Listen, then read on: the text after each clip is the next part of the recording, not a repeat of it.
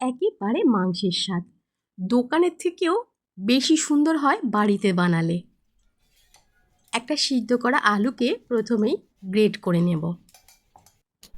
Great করা আলুর মধ্যে একটা পেঁয়াজ কুচি, যেরকম ঝাল খাবেন সেই অনুযায়ী কাঁচা লঙ্কা কুচি, দিয়ে দেব 1 চামচ রসুন কুচি আর 1/2 চামচ আদা গ্রেট করে দিয়েছি। দিয়ে দেব হলুদ, স্বাদ অনুযায়ী নুন, সামান্য লঙ্কার গুঁড়ো, 1/2 চামচ গরম মশলার গুঁড়ো, ধনেপাতা কুচি। আর আমাদের প্রধান উপকরণ যে মাংসর স্বাদটা এনে দেবে সেটা হলো সয়াবিন। সয়াবিনটাকে সিদ্ধ করে ভালো করে জল চিপে তুলে নেব। সিদ্ধ করা সয়াবিনটাকে এবার এই পাটে পাটে খুলে দেব, মানে ছিঁড়ে দেব।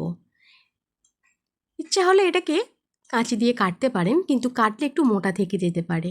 আর সিদ্ধ সয়াবিনটা খুব ভালোভাবে কিন্তু এভাবে খুলে দেওয়া যায়। আমার ওই বাসনটা ছোট মনে হচ্ছিল, ওই জন্য আমি বড় বাসনের মধ্যে নিয়ে নিয়েছি। এর মধ্যে সমস্তটা আমি নিয়ে নেব।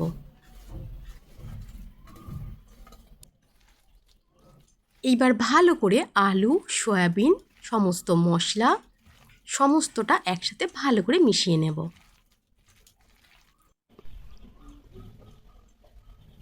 এখন দিয়েছি 2 চামচ বেসন আর 1 চামচ সাদা তেল।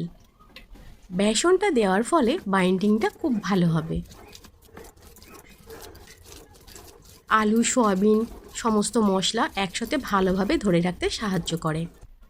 এইবারে এটাকেই আরেকটু মুখরোচক তৈরি করার জন্য এর মধ্যে দিয়েছি আমি 2 চামচ সুজি। সুজিটাকে দিয়ে খুব ভালো করে মেখে নিতে হবে। কি করলে এটা আরও মুচমুচে হয় সেটা জানার জন্য ভিডিওটা দেখতে থাকুন। এক্সট্রা মুচমুচে করব আজকে এই সয়া কাটলেটটাকে। অল্প পরিমাণে আমি ওখান থেকে মাখা নিয়ে নিয়েছি, এটাকেই পছন্দ মতো শেপ দিয়ে দিয়েছি।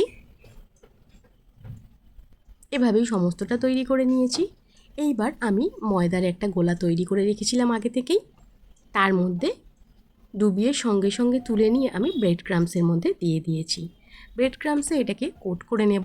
ব্রেড ক্রাম্বস না থাকলে আপনারা টোস্ট বিস্কুটকেও গুঁড়ো করে নিতে পারেন। ব্রেড ক্রাম্বসে কোট করে নেওয়ার সময় ভালো করে কিন্তু হাত দিয়ে চেপে চেপে কোট করে দিতে হবে। আর পছন্দ মতো আকারটা যাতে ঠিক থাকে সেটা খেয়াল রাখতে হবে। এক্সট্রা যে মুচমুচে করার জন্য বলছিলাম সেটা হলো, ব্রেড ক্রাম্বস থেকে তুলে নেওয়ার পরে আমি দিয়েছি এখানে সুজির মধ্যে। সুজির মধ্যে দিয়েও একটা কোটিং তৈরি হয়ে গেছে। দেখুন কত সুন্দর দেখতে লাগছে। এইভাবে সমস্তটাকেই আমি আবার একবার করে সুজিতে কোট করেছি। কড়াতে তেলটা গরম হয়ে গেলে কাটলেটগুলো এক এক করে ছেড়ে দেব। গ্যাসটা মিডিয়াম রেখে সয়া কাটলেটগুলো ভেজে নেব। সয়া কাটলেট বলুন বা সয়া চপ, খেতে কিন্তু দুর্দান্ত হয়। আর দোকানেও আপনি এরকম পাবেন না যেটা আপনি নিজে বানাতে পারবেন। বাইরেটা একদম ক্রিপসি, দেখে বুঝতেই পারছেন। ভীষণ গরম ছিল, আমি ভাঙতে পারছিলাম না, তবুও ভেঙে আপনাদেরকে দেখালাম। দেখুন ভিতরটা কিন্তু বেশ নরম আর বাইরেটা একদম মুচমুচে। বাড়ির সবাইকে সারপ্রাইজ দিয়ে দিন আপনি নিজে এইভাবে তৈরি করে। খেতে কিন্তু দারুণ হয়।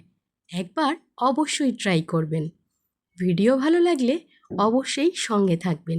ভিডিও দেখার জন্য ধন্যবাদ।